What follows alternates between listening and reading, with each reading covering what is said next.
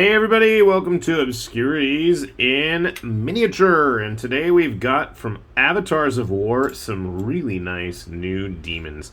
I am a sucker for demons. I am also an even bigger sucker for well sculpted ones and modular ones on top of that. And funny thing is, these are not exactly modular, but they are related to some. But that's beside the point. Let me talk about these. So recently, Avatars of War put out a whole bunch of demon figures on their Patreon, and they are quite nicely sculpted, despite the fact I don't know if that's supposed to be there or if it's just a print error and he is on fire. They are modular in the fact, so they started off with these guys, the kind of harbingers of the demons, and very well sculpted. Quite large. He is on a 32mm base, but I think he can go bigger. Whether he can go smaller is going to be entirely debatable, but I liked it. We don't see these kinds of poses for very cornate style demons very often. So that's one of them. I liked this guy with his big smashy flails. It is hard to discern some of the parts that are supposed to be flames and whether they're just leftover supports. So I didn't glue the heads on yet.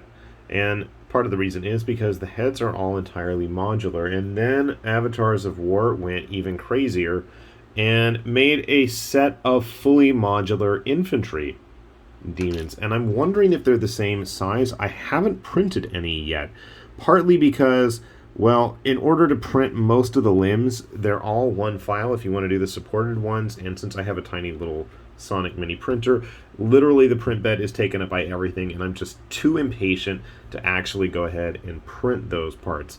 I probably will eventually, and I do like the fact that the bodies are actually separated into two pieces. We have the torso and the legs separate on a ball joint, so you can, twist them, turn them, play around with them. And I have a funny feeling that these heads also are going to be modular and work with those bodies. These technically are modular. The joints on the heads themselves are about the same size, but just due to the positioning of that axe of his, it's going to be really difficult to get this head on there due to those spikes running down his forehead.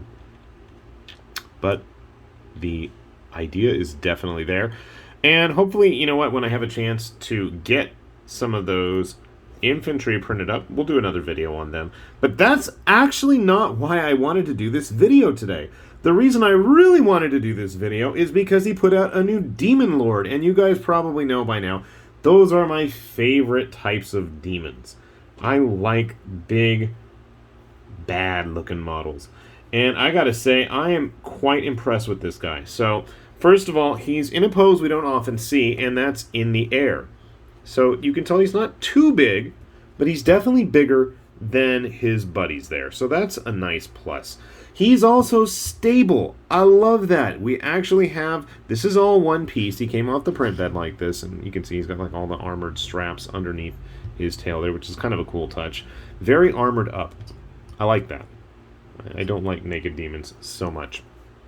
Kind of reminds me of this flying dragonborn type guy I have, but you can see here there's a bit of a difference, and this guy was a pain in the butt because this tail was not flat on the bottom, and I had to kind of pile up the sand and kind of glue it and super glue it all together to get him to finally fit. So, thumbs up, Avatars of War, for that. He's also super tight in how his joints go together. So you can see here he's got his two hands right there. They are on a ball joint, which is kind of silly, but it's also kind of nice because sometimes those keyed slots for the rectangular, square, insert keys can be a little problematic. There's a bit of fluctuation, shrinkage in terms of printing, and things don't want to fit the way they're supposed to. But you can see here, boom, perfect, smooth fit, no glue yet even. I just noticed he's got like a little ring there on his hand, kind of cool. Big honking sword. Doesn't want to fit on camera, that's okay. We've got his head right here. Very evil. I had a little bit of some errors there on some of his hair tentacles, but I think if I hadn't mentioned that, you probably wouldn't have noticed or knew that, so I'm not going to worry about it too much. And then you can see on his back here, he's got his 2 slots for his wings, and I like the fact that they go off in different directions like that, one going up and then one going a little bit to the side to help disperse his weight nicely, and they fit really snugly. A couple of these pieces, I'm not sure if I had a misprint or they're just little bits hanging off his wings. You can definitely see some of the influences on those wings, or just on the model and all. I mean, there's a bit of a Bellicor vibe going on there. There's a bit of a Scarbrand going on there. Definitely a bit of just Khorne demons in general. But you can see here with the wings, I mean, he's got a nice... Well, if I can get him... There we go. You can see, so with those wings, I mean, he's got some good presence. And he's not super gigantic. So you don't have to worry about him taking up too much space. For games like Rain and Hell, I know I've been waiting to play that. I've been working on stuff for that, and I just have not had a chance to play yet.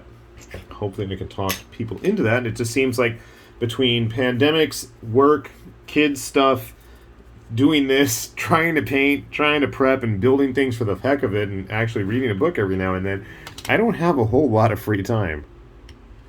So he fits really nicely on a 50mm base. I know some people are quite picky about their demons being on larger bases than that. So if you need to have him, you know, for a specific size, that should work. And I'm looking around, seeing if I have any square bases. All I've got is a 40 base. Ooh, check that out. It is a little tight, but you can almost have him on a 40mm base. That is pretty nice, I gotta say. It would probably also help if his head was attached to his body so we can get a better look at him. So I dig it. I really dig it. I think he's going to look quite nice once I've actually glued him together. And once we've got things painted, I'm sure he'll look even better. Very impressive looking wingspan. Impressive visage on that face. His friends are adequately tough and cool looking as well. Maybe if they had heads.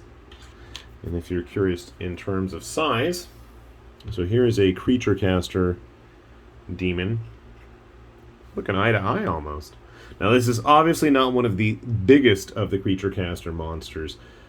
They make them much bigger, and I've painted much bigger, and you can check out videos on those much bigger ones, but they're put away and they're quite delicate, and I don't want to break them, so they're going to just have to hang off camera.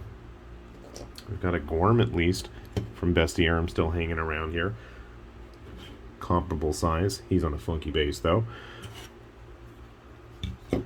Get some humans in here maybe. So with a Conquest human and with a GW human, I think you can really get a lot of use out of these in a lot of various systems. I think, you know, he's just about the right size for just about any game, I'd say. Throw him in as an Abyssal or something in Kings of War. He's not going to look too overtly large. You could use him in a 15mm game. My mind is blanking right now what I was going to say besides that. Obviously, I was going to say Rain and Hell. I don't know, but I'm sure that... Oh, Frostgrave. I was going to grab a Frostgrave, dude. Of course, Frostgrave guys look diminutive next to everything, so... Your mileage may vary there. But overall, I gotta say, really nice looking set of models.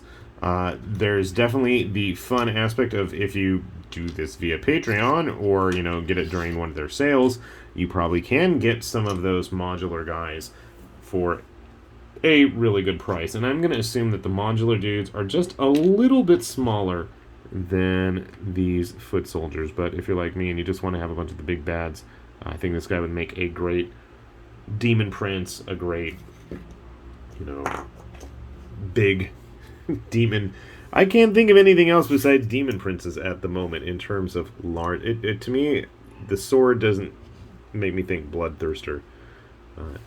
Actually, the model in general doesn't make me think bloodthirster. More like Bellicor, I guess. But the wings say Scarbrand to me. Body says Bellicor, but the wings say Scarbrand. But no. Overall, really nice effort from Avatars of War. Looking forward to painting this. And I'm looking forward to seeing them do some lizard men one of these days. Felix sculpted some awesome lizard men back in the day. I've really dug them. I would love to see him take another shot at doing lizards. But in the meantime, at least I've got some nice looking demons to keep me busy. With that said, this has been High Lord Tamerlane with Obscurities and Miniatures, saying thanks for watching, and we will see you back here soon. Bye-bye.